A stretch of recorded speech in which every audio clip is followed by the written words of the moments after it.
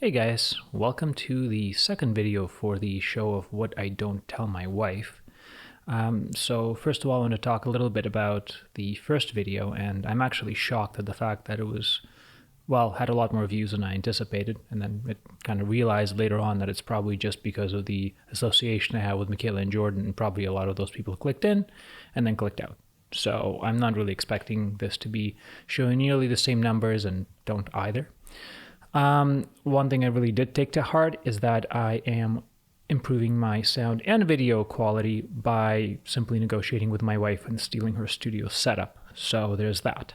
And my awesome friend Eric is helping me out with making sure that all of this fancy stuff works. Luckily, because now I'm allowed to talk about the project, I can actually ask for some measure of assistance or help or negotiate said assistance.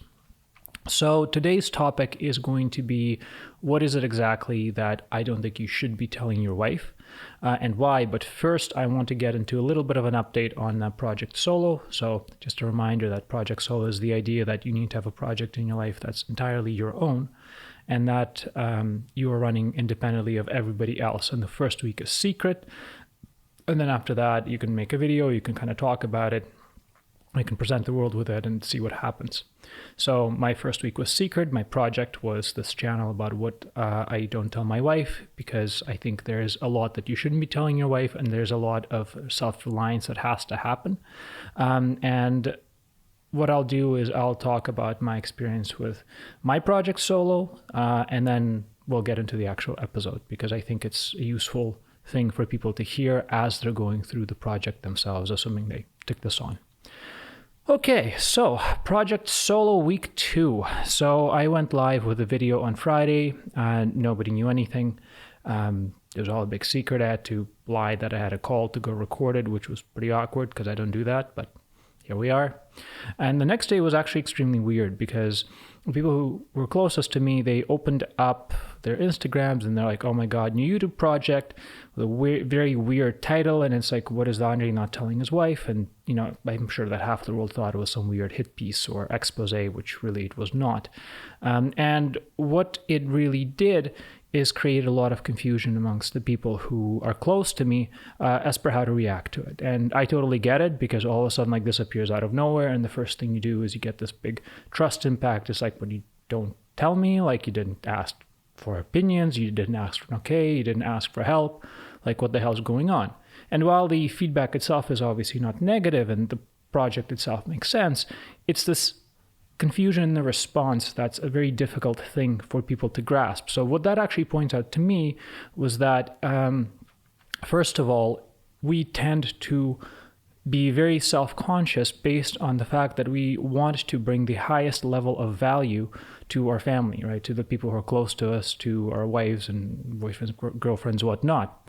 And that's because we feel ourselves accountable to them. So doing a personal project like that in secret or without involving them on purpose is an extremely difficult endeavor, especially at the beginning, because A, it creates confusion and mistrust, but then B, it also creates this internal conflict within ourselves where we feel like we're hurting people's feelings by not letting them in. And that creates what I think is a huge barrier to people actually learning individuality and responsibility, simply because they don't have that option if they are to try to satisfy the people around them ahead of themselves, right? Because you can't learn how to be independent without being independent, and you can't be independent without making yourself independent and excluding everybody else. So my suggestion is that if you're doing your project solo and you don't want to have a hard next day yet, and you want to keep that initial excitement a little bit longer, then maybe go longer than a week before you announce it. But actually, for me, I was happy that I announced it in a week, because what kind of happened that I had a lot of these weird internal conversations in my head, simply because I couldn't really go to Michaela and talk to her about what it was like doing the project or asking her to be involved, because as soon as you get somebody involved, that's it. That's not your project anymore. They have opinions, they have suggestions, they have risks, they have personal investments into it. And because it is somebody close to you, then it is that much more difficult to navigate, and the whole concept of Project Solo is lost. So the idea is that everything that has to do with it has to come from within yourself, from within your head. And you have no choice but to sit down and start having these conversations on your behalf and also on other people's behalf, trying to balance your obligations and doing what's right to them and balancing that against what is right to the vision in your head. Going off the idea that there's absolutely nothing wrong with you picking up an independent project, with what is actually good for you, with the fact that this is something that you're actually doing for yourself to improve yourself for your loved ones. So because you have to start going in and making these conversations, not all of them are pleasant and comfortable, because this idea of sole responsibility is actually very difficult. And to do that, what I have observed myself do is create this alternative thing in my mind, which is what I call now an objective me, like somebody who argues on the behalf of the person running Project Solo or running this channel. And that person negotiates with the person or persona that I have that carries all of these obligations. And it's the only way that a dialogue in your mind can happen, because you need two parties. Like, you really cannot talk to yourself without having this slight separation. So I kind of went through that, and it was not an conscious process. It was kind of an innate process that seems to have kind of worked itself out. And I had a really weird first day or week 2 of Project Solo. And then halfway through the next one and the following days, it suddenly got tremendously easier. And I didn't really pay much attention to it. I thought it was okay, whatever, maybe I figured things out, and this is just the lay of the land and this is how things go. But then suddenly I had several very, very successful business negotiations and one very successful personal negotiation as we're trying to, sort out obviously evolving relationships at home and obligations and responsibilities and, all of these complexities that come with living a family life. And they were all of the negotiations I've had that were successful. They're all 3 of them, were entirely in different domains. And it's not like I haven't had successful negotiations before, but the one thing that I've kind of noticed myself do differently this time, that I am attributing to the Project Solo, is that I was much clearer, much more succinct, and that I was not focusing primarily, even subconsciously, on the impact that my words or my ideas or my proposals or my solutions were having on the other person, not on the emotional obligations, but rather on the productive outcome of what I wanted this to be or what I wanted to accomplish, not just for myself, but for the bigger group. And I saw that as I was coming from this new place, the people I was negotiating with seemed to have accepted that with a lot of calmness and a lot of trust, for lack of a better term. And what I realized, or I'm theorizing I realized, so I'm going to try to be careful with the words there, is that rather than coming from my regular self, which was, the one that carried all the emotional obligations and all the attachments and all the responsibility, because I've taken the week to craft this objective self, which has this independent project, which can now balance responsibility independently of everybody else, I actually started negotiating on the behalf of that part of my persona or personality or whatever you scientific people call it. And that allowed me to flip around the negotiation from having to focus on resolving the relationship aspect to resolving the necessary outcome and putting that first, while still respecting it, because there was a certain duality to the conversation. So for me, it was probably the coolest outcome that I could have possibly imagined from this Project Solo experience. I didn't realize it would happen. And what that allowed me to do later on is also to approach the next video, this video, with much more kind of introspective responsibility and introspective calm in the way that I wrote it and presented it. And it was interesting because when I was preparing for the first video, and I went through probably about 10 pages of notes and trying to structure things and figure out a good argument. And this particular conversation is going to be much more straightforward, and I'm going to try to keep it shorter as much as I can, as I realize that nobody has time to listen to 40 minutes of stuff. So overall, my feedback on week 1 was that it was extremely exciting. I was super thrilled. I had this awesome vision in my head, and I really did everything I could to put it forward. It was fascinating. It was nerve-wracking. And then I did it, and the next day there was an absolute crash because I thought that maybe I didn't present myself well enough, or perhaps I even made the mistake with the whole project in the first place, because there was that focus on the relationship obligations that is obviously pivotal to our lives. And then as week 2 progressed, I have created this more objective person that I've had no choice but to have conversations with to resolve it, because I was very adamant on not breaking the rule that this is not something that I can dump on my wife or my friends or somebody else to help me figure out, and I had to do it internally.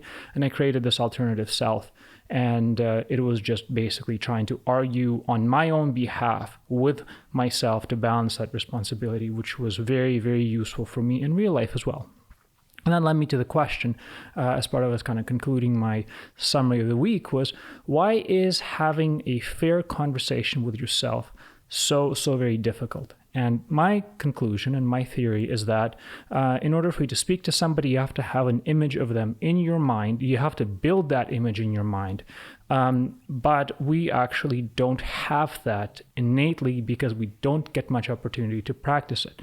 Because I'll ask you like one question, right? So what image do you have of yourself right now? If you had to have that conversation with yourself in your mind, who is it that you're speaking to? What are they like? How do you talk to it? What words do you use? Are those words fair? Like, is this how you talk to a friend? Is this how you talk to a boss? Is it how you talk to an employee? Because you have to be all of those to yourself before you can be anything really conscious to anybody else. Otherwise, what you're doing is you're running on obligations and emotions, and you're kind of creating all of these complex subconscious processes and relationships that are not going to do you or anybody else very much good in a situation where you have to be in control. So if you want to have any justification about having a solo project, here's one. It'll be something that will force you to build a better image of yourself in your own mind that, first of all, nobody can realistically disagree with, because there's nothing fundamentally wrong with you saying, I'm going to allocate a small portion of my life to making myself better in my own way without dumping on anybody. Like, I really don't think anybody can argue solidly with that notion or say that it's morally bad or wrong. So if anything, do your project solo or whatever rendition of it you like, just to create this conversation.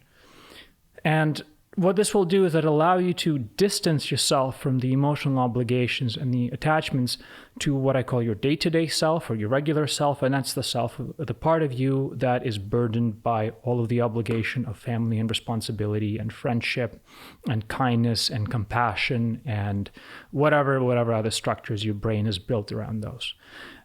Because if you are trying to change things and you're trying to negotiate, then you do have to respect those obligations, but you also have to respect the state of mind in which you're operating. And that has to be that independent objective self and your independent objective self-assessment. So that's my conclusion of week 2. So I am going to get into the majority of the episode. And then we'll talk a little bit about, at the end, what to do with Project Solo for those of you who are partaking. But first, I wanted to touch a little bit on the channel rules, because I actually didn't mention that in the first video. So what is this channel about? Well, first of all, it's not about any Peterson gossip or drama. So if you're journalists or fans or not fans, and you're looking to pick up on stuff here, that's not going to be it, right? So I'm not sharing any family drama. I'm not sharing any family information. Like, that's really none of anybody's business. And this is also not the place for you to pick up on, behind the scenes stuff, because I'm just not going to talk about it. So that's kind of rule number 1. Rule number 2 is that I'm not claiming that I know anything about, therapy or psychology or spiritual evolution outside of what I've learned myself in my own life. I'm not a therapist. I'm not a professional. I'm not an instructor.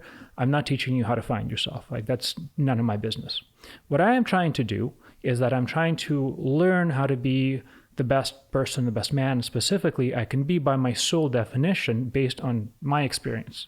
So what I'm doing is I'm just describing that in the case that somebody finds it interesting in a way that I can hold myself accountable to more than just myself, but to some form of following or just the interweb in general. And I'm inviting everybody to join who's interested. So this is not a product, this is not a promotion, this is not a pitch. I'm just speaking through my standpoint, and to specify, it is actually a male standpoint, right? So while I acknowledge that a bunch of this may be relevant to a female or to somebody who thinks they're a female or identifies as a female or whatever complexity there is there, which is none of my business, I'm just talking from the perspective of a man in a relationship with a woman. And for the female listeners who are out there, I don't know how much of this particularly applies, because obviously I have my type of brain and I'm talking from that perspective. So if you're trying to implement anything I'm saying, then maybe put it through the lens of whatever experience you have or whatever brain you have, and maybe treat this as an FYI rather than a guide, because when I'm talking about what I think a man should do in a relationship with a woman, because that's the responsibility that I have and that's the responsibility that I'm focusing on. So those are the channel rules, just to make it clear. And now I am all ready to get into the actual episode. So this is going to be the first interesting one. What not to talk to your wife about. And part of the reason that I also named this channel What I Don't Tell My Wife. So what I'm trying to say here is this. As a man, you want to present your best possible self to your wife. So I can definitely get into this in a separate video if need be, but the reason why I'm saying that is that if you're going to hold yourself accountable to anyone, and you've not been holding yourself accountable to yourself, it should be your wife, the mother of your children, the potential mother of your children, somebody who's close to you, because our brain is geared to care more about other people than to care about ourselves. That's probably one of the pivotal aspects of the social parts of our brain, right? So you might as well learn to work with it, because that's what you're born with. Otherwise, it would have been like a polar bear or something, like totally independent, powerful, and pretty cool. But some people are. I'm not that. I'm kind of a social human. Probably most people are as well.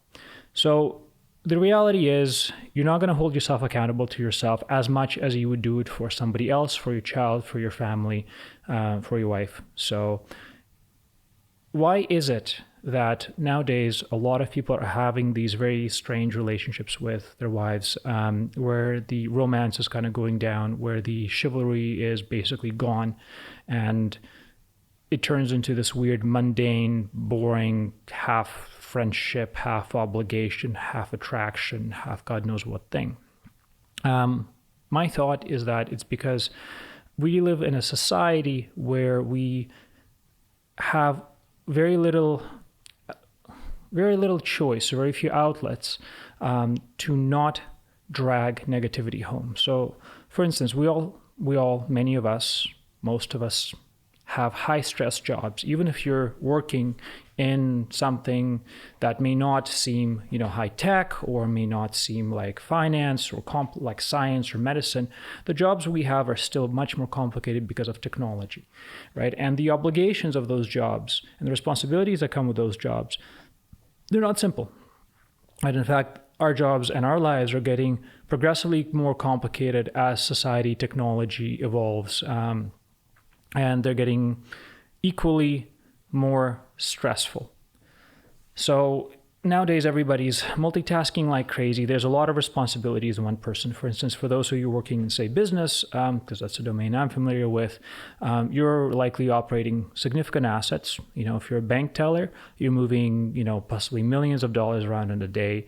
If you're a manager, then you're controlling portfolios worth maybe hundreds of millions. If you're a tech person, then you're running systems that the crash of which costs a bank $10 million a minute, even if you're, just plugging in wires, right? So all of that stress, all of that pressure is coming onto you. It is coming onto your mind, whether you like it or not. And what is interesting is that there's very strict rules and boundaries that exist in the workplace that prevent you from dealing with it in the workplace, right? Because you can't really put out that stress onto your colleagues. You cannot really lose face in front of your customers, even if you are having a really stressful and difficult time. So you have no choice but to have to bottle it up. And I don't think that was the case before, because this corporate etiquette is something that has evolved probably in the last 40 years, maybe. For instance, there's my favorite meat shop in Toronto is called Gasparo's. So I go there to stock up on the infinite meat that it takes to feed Michaela Peterson and my daughter and occasionally myself. And the work environment there is entirely different from a corporate setting because they're run by Italians. I think they're all Italian. Maybe one's not. I don't know. But he acts Italian. So sure. And it's loud. They swear at each other. They yell at each other. They throw things at each other. And they really appear to vent whatever frustration happens in that specific moment to their coworkers in that specific moment. So they don't really rack up and carry stuff, and that creates a little bit of a rambunctious enterprise. But I think it's much more healthy than what we see in boardrooms and meetings and offices where there's this weird fake comfort and fake calm. So what that does is that it loads up all the stress of the operation you're doing, which is, again, super complex, super risky. Nobody's ever really done this before. Businesses are evolving, tech is evolving, everybody's evolving, nobody knows what they're doing. So that crushes it all into your soul, and you basically have to somehow live with that. And then on top of that, we also have lost all of these other things that used to keep us sane. So there's not really any more religion where you can go and pray to God in a church, in a community, and then you kind of feel better, because most people don't do that anymore for whatever reason. There's not really a community where you can go and, sit amongst, your 50 closest friends in your village pub. You don't really have extended family because everybody's moved apart and separated, living in condos and houses and whatnot. You don't really know your neighbors anymore because everybody's moved around. And there's no support groups. Like, for instance, there's no men's clubs where you would go and you would discuss a pertinent issue over a cigar and a whiskey. That was my British accent. Don't hate me. There's no really any more sports teams because nobody's got times for that. There's no leagues. There's no interest clubs. There's no codes of honor that you're supposed to follow that comes with these clubs. And there's no other outlets. And then you can say, okay, well, sure, there's friends. But realistically, we're all fighting for diminishing attention and time from everybody around us, because even if you're hanging out, just watch how frequently people go on your phone. So if you're actually trying to offload or deal with whatever issue you have, you're fighting constantly against, the obligations that they have in their head, their own crises, and now this, social media or emails or Twitter or whatever it is the hell that they're doing on their cell phone in front of you while you guys are supposed to be hanging out and having a guys' night or something. So that's also happening. And on top of that all, we just had this crazy lockdown, which basically removed any semblance of whatever outlet you guys had working, in terms of going to the gym or going to a restaurant, hanging out with your buddies or catching a game or whatnot, and it mushed you together with your wife. So now you kind of show up home from work with this giant pile of stress and problems that you have nowhere to really put, right? If you don't know how to deal with it yourself, and you don't really know how to deal with it yourself because you've never really spent the time learning how to be on your own, because you've been running around fulfilling your responsibilities to your family, to your future, say education, to your career, to your relationships, to whatever other things you've taken on upon yourself to be a good man in the world. So kind of keep that in mind. So what happens, right? So you kind of show up home and you have to discuss all of these matters. Or at least you have them floating in your head.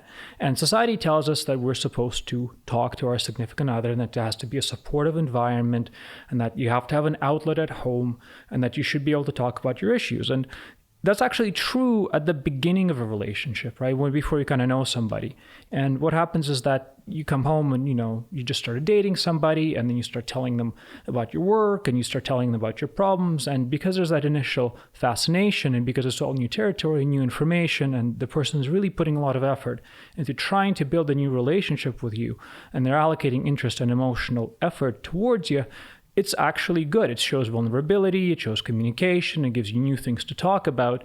But realistically speaking, honestly, it really gets boring. Like, nobody really cares about that conversation you had to have with Brittany at work because she wasn't showing up to meetings on time, or, whatever you had to tell to that annoying customer because, there's like the fifth time that somebody like that showed up to you in a week.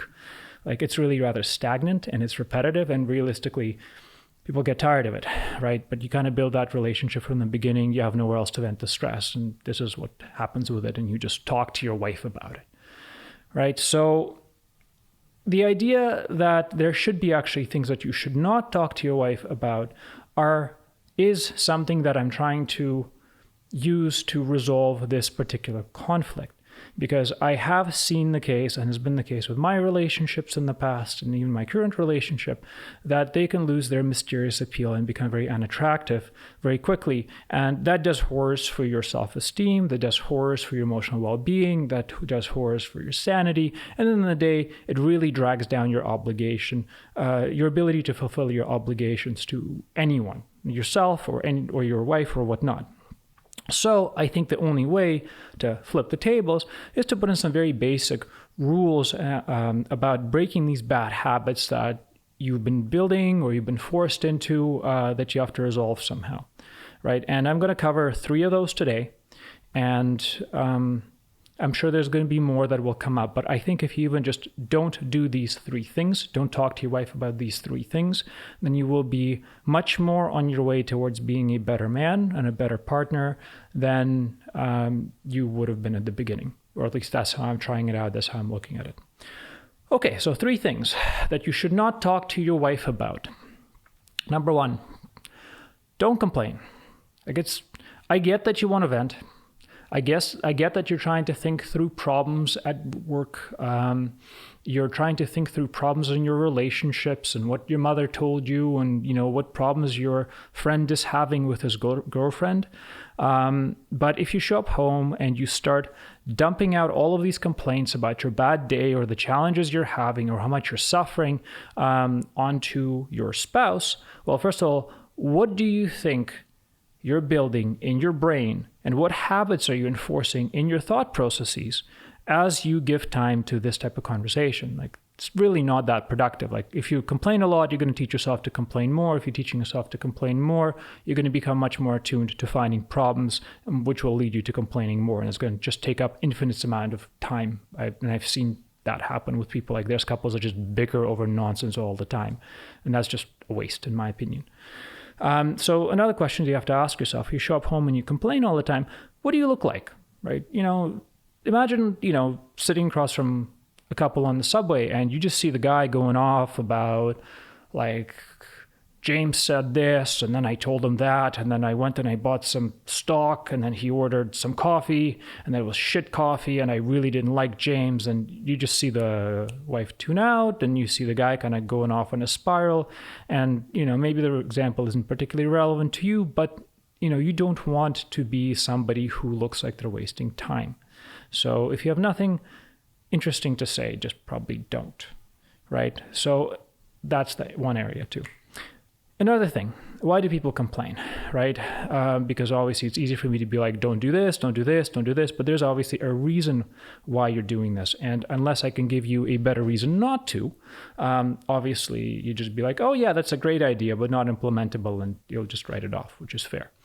So why do people often complain? They often complain, I think, because we want to show how hard we try, right? So we want to show that, we're going through these challenges and we're actually good and strong and conscious because we're sitting here and we're undergoing this torment for some greater good, probably for the good of you, my dear wife, and I'm just really trying to be this amazing white knight person, which is not a bad ideal to be. Like, it's actually nothing wrong with trying to be good and strong, but you don't appear that way if what you do is you bring up this amount of suffering that you're going through, especially if you exacerbate it and exaggerate it, which only you can fix, which she obviously can't fix unless you want her to go and beat up James at work or something, and then you're just bringing it up and putting it up into the stratosphere and having everybody talk about it. And the reason why it's not really good to dump this internal turmoil and conflict and suffering that you're going through and complain about it is because you should really ask yourself the question: how hard is it for you to watch somebody you love, your wife, for instance, suffer and not be able to help, right? How hard is it for you to see that she's going through things that are hurting her, and either the ability to help is just not in your domain, that's actually in hers, or that she actually doesn't let you help because it's her relationship, or whatever complexity is there, right? And then imagine how she feels when you do it. And realistically, you kind of feel helpless. You kind of feel like you're failing at trying to provide support for somebody you love, and you also know that it's not something you can do, and you're kind of feeling annoyed. So that really, I find, poisons the atmosphere. So, aside from not being attractive, complaining, actually diminishes your accountability to be your best self to the person to whom you're most likely going to be accountable to. Like, to your wife, you're really dragging your level down by looping her into all of these little problems, especially ones that you should overcome yourself. So, as a rule of thumb, don't bring up work issues she doesn't care about. Do not talk about your transient suffering or pain or whatever problem you have if it's something that will pass, if it's not something that's overly serious, or if it's something that you can obviously take care of. Like, if your back hurts, well, go get a massage, go stretch out, do exercises or whatever, right? Unless there's a serious issue. And of course, this has to be taken from the perspective that if there is a serious issue that needs to be discussed, then you should go and do that. But otherwise, especially with suffering and pain, if you can do something about it, try to go fix it. And if you can't or don't want to, don't dump it on the other person. And lastly, personal gossip, right? Especially with your personal relationships. Especially this is important, I think, as a man talking to a woman. Don't bring them into the complexity of your personal relationships with your friends, with your family and whatnot, especially if they're causing you problems or confusion, without having figured out what is it that you're trying to get to, what is it that you've drawn out of them. So you can always talk about them retrospectively, but try not to dump the emotional challenge you're having onto your wife, because as somebody who's typically more emotionally focused, I think your wife would have a much harder time dealing with it than even you would. So if you stop complaining, I think this will help clear the noise out of your relationship and allows you to focus on something that you actually think matters. So that's one. Number two thing that you should not talk to your wife about is your project solo, or some private challenge or some private project that you have that you're actually doing. And I talked a lot about Project Solo, so I'm going to try to keep this one brief. But what it'll help you do is, first of all, it'll help you keep the mystery in your relationship, right? So that you have something that is really uniquely your own, and that is something that only you control, or you can provide some value out of it. That's always going to be a source of productive conversation and admiration if you can actually carry through with it and accomplish it. And it will really build you up in your eyes and in her eyes as well. Another aspect of having your private project or a solo project is that it allows you to build that objective self that I was talking about earlier without any interference, right? And what I mean by interference is, as you're trying to create this separation between your responsibility self and your real self, you have to do that independently, because if there's anybody else's input on what you think is good for you, then it's no longer yours, right? You cannot negotiate with yourself. It's if you're negotiating with yourself plus your wife on the other side, right? So first, figure out your objective self, and then you can figure out how to live with that self and incorporate that self into your day-to-day life, right? And you learn that by first having that ability to speak to yourself inside your own mind, inside your own head, negotiating that out, and then presenting the final conclusion out to the world. And that's really a small investment in your own sanity and well-being that will magnify your ability to accomplish things and to fulfill the responsibilities that you've taken on. And that's going to be a very, very strong multiplier of whatever efforts you've already put in towards improving your life and your relationship. And lastly, too, another thing to note, the reason you don't want to talk about your project solo or your private project or whatever challenge you have to your wife is because it takes away her obligation to protect you from yourself or from getting hurt or from making a mistake or for failing and then getting disappointed. Right? Because if you share everything that you're doing, it's impossible to navigate the boundaries. It's like, you tell me you're doing this project, I'm worried you're going to get hurt, but I can't come and tell you that I think you're doing something that is bad because I have to be respectful of your boundary to do this project and I have to be encouraging. And that creates this huge amount of turmoil and confusion on her side that is just not going to go anywhere, right? So if it is truly your project, then don't talk about it until you accomplish something, right? And then you can describe what you've accomplished and why, and you can involve her in any relationship or in any aspect of the relationship where she can actually be beneficial, which will really save her a lot of time and turmoil. So that's number 2. Third thing that I don't think you should talk to your wife is your emotional and spiritual journey, right? So we obviously all evolve. We all question ourselves. We have challenges within our own mind that we're working on. We're always trying to go somewhere. And option 1 is that we can tell the person next to us about all of it and get their opinion, and that does make us feel better, right? It does make you feel like, oh, there's a little bit of validation. The person sees my journey. They see my evolution. They see, again, how hard I try. But in reality, there's too much variation and fluctuation from one side to the next and from one day to the other until you kind of settle in on what that final conclusion is. The things that you're trying to solve as you grow old and grow up are not easy. Right? This is not something that you can really talk in a day. This is not even something you can think through in a week. There's a lot of introspective work that comes with maturity and evolution. And if you give out all of your kind of half-baked thoughts, fears, and emotions, what you're actually risking is you're risking your own ability to manage that independently or to interpret that independently. So you're actually not building your own self up, but you're doing yourself plus what the expectations are from your wife and what she thinks you should be as a man. And honestly, I would be reluctant and very hesitant to tell a woman what I even think she should be in her soul, because it is completely different from mine. And I would assume that the same would apply vice versa, right? So really, if you're trying to evolve spiritually, then you really need to go through all these peaks and plateaus and trepidations of that evolution yourself, and have this learning cycle of experimentation with yourself until you can figure out whatever it is you're trying to figure out, or evolve towards whatever goal you're trying to accomplish. And then when you have accomplished something, you've reached a certain stage, because technically progress goes like this, like there's evolution, and then you plateau, and then you kind of get used to it, then you find the next problem, then you evolve some more and keep going. So once you get to that point, that is when you can go to your wife and say, hey, honey, I've figured something out, or, look at, I've tried this and this is what has turned out and this is the accomplishment I have. And really kind of present yourself as a person describing a completed journey than trying to present yourself as a person who's asking for help in the meantime. So what that will do is that'll give her a lot less anxiety and stress.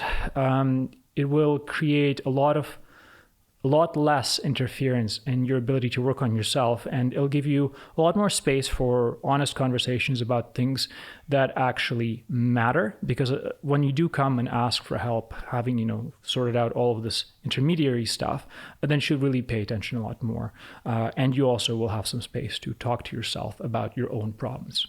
So that's the 3 things that I don't think you should talk to your wife about. So 1, don't complain. 2, don't talk about your private project, and if you don't have one, make one, or just do project solo. 3, don't talk about your personal evolutions, your personal problems that you're working on resolving yourself, or things that you haven't sorted out.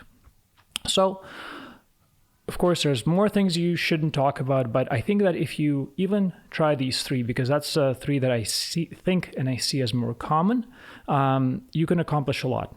So what I think this accomplished, and what I've seen this accomplish, is that first of all, it disrupts whatever set in unproductive behaviors and patterns that you have had. So it just breaks them up. And if you stop complaining, you stop involving her in every little parts of your life and then talking about every little step in your evolution, it creates a lot more silence. Like there's just 80% of your conversation, 60% of your conversation, 40% of your conversation is gone. And you kind of have this silence, which your brain is obviously going to try to fill. But if you resist its desire to revert to one of those three negative things, one of three things will happen. You will either have no choice but to come up with something that's a lot cooler or a lot more productive or more fun, or you'll have to maybe sit there introspectively until you find it. Or, so it's option number one. Or two, you actually may force yourself to go start this solo project because you discover that, oh my God, the only thing I talk about are one of those three negative things, and I need to fill my time and give myself space time to think. And that's going to be the kick that you need to get up and be like, hon, I love you, but I'm going to go work on something in the garage for an hour a day. And that's perfectly fine and productive. Or three, maybe, if you clear all this noise out from your mind, you will find that in half an hour or in 20 minutes, you'll start getting more positive and interesting thoughts and start different conversations with your wife. So creating that silence is extremely important. I think that will overall very quickly decrease the stress that typically people carry in their relationship just by breaking those bad habits. So if anything, you should try it just for that. But what I think is actually most important in both the long term and the short term is that if you do this, and if you do this for 1 week, your wife is going to freak the fuck out. And the reason why she's going to freak the fuck out is because there's a sudden change in behaviors.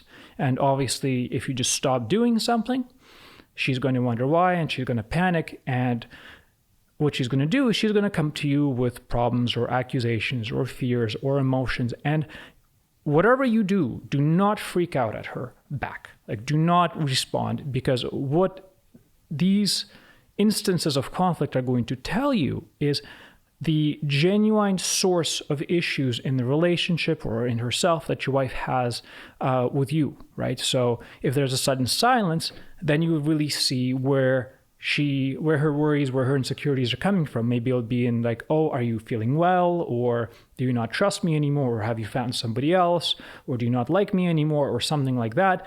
And that's going to be your biggest indicator about what is going on in her head and what is dampening down your relationship. So if you're in any way, shape, or form smart or love your wife, you will, rather than freaking out at her, use this opportunity to identify those issues, use this new objective self that you've built to negotiate them out, and you actually might stand a chance at resolving that, or resolving some of these long-term problems that have been potentially dragging down your relationship for years. And it's actually something that I've experienced last week, where we went and we resolved an outstanding problem that we've had for a long time while working together. So that's a really cool thing that I think will justify whatever effort that you feel bad taking to spend on your project solo, or to hold yourself back from discussing with your wife, right? So if you can even just make her happier by making her feel better about a long-term outstanding problem and helping her find that problem in this specific way, I think it absolutely pays for the whole effort. So my suggestion is that you try this out for 1 week, combine it with your project solo, especially if you're doing this, and see what happens, and really observe what is the relationship you build with yourself, what's the relationship that you build with your wife. And what I would like to ask is that you please share your experience on this, and that you do consider putting up a video on Project Solo, because realistically speaking, while I'm all gung-ho about being independent, you do need some form of support group. You do need some form of area where you can talk to other people and gauge your own sanity, rationality. And if the rule is that you can't talk to it at home or to people who are close to you, people who can interfere, then that's all the more reason to have a community where you can discuss this journey that you're having with somebody other than your wife. right? So what I'm doing right now is I have put up a link to a ThinkSpot community. The instructions to join it are in the description. Please join it. Please put up your videos. Please put up your thoughts. Please put up your comments. Please put up your progress so that you can help yourself figure this out. And by helping yourself, help other people by just even sharing the problems you have and help them recognize that they may have the same problems or the same progress or the same accomplishments. So keep in mind, ThinkSpot's still a new platform. I've actually spent the week with Azim, who's the head of ThinkSpot, setting up this community. So actually, thank you very much, Azim, for spending the time. There's going to be tech glitches. There's going to be some issues. I'm still learning it, so please bear with me. So what am I going to do to help contribute to this community and to help support Project Soul is that I'm going to spend an hour a day in there, and I'm going to respond to comments or provide whatever feedback I can. So upvote, downvote it, whatever, so that I can try to figure out what's the most interesting to most people. I really hope that you do at least 1 week of Project Solo, and at the same time or at any point do this 1 week of not talking to your wife about these 3 negative habits of complaining, of involving her in your own personal project, or of discussing your personal development and evolution. And then you will actually accomplish something, and you will bring that accomplishment proudly to your wife, and you will see how different she will respond to you and how differently you will respond to yourself. So thank you very much for watching, guys. Assuming you even made it to the end of the video. Please share the video and the channel if you're interested, because do recall I'm only doing this as a 12-part project, and if you want me to continue, I am going to continue above that if there's a sufficient following or there's a sufficient number of people that I'd be helping with this particular effort. So if you like the video, if you like the idea, if you like the content, please share, please promote. If there's stuff that you think I could be doing better, please comment. I do read them very seriously because I am trying to be accountable to you guys and not just myself. And I think that next week, well, actually, no, I don't even know what I'm going to talk about next week yet. So maybe dump some options in the comments. I can talk about things like balancing family responsibility. So what I learned from fatherhood was actually one good question. Another topic that I can talk about is resilience. Another one I can talk about is motivation of yourself by playing games with this new entity you've created, this objective self, and playing games with your mind and creating these alternative states of consciousness. So ton of content. I'll think through it. Maybe I'll throw up a poll somewhere, ThinkSpot or Instagram, or I'll just go through suggestions and see what people like. All right, so thanks for listening. Good luck with your Project Solo. Good luck with not talking to your wife about things that you shouldn't talk to your wife about. Spend a lot of time talking to yourself, building out this objective self, and trying to learn how to have conversations with yourself and how to be yourself just in that even alone time, and then apply it to the world, and you'll see that you can accomplish a lot more than you could have a week ago. So see you guys later. I'll see you next week, and good luck.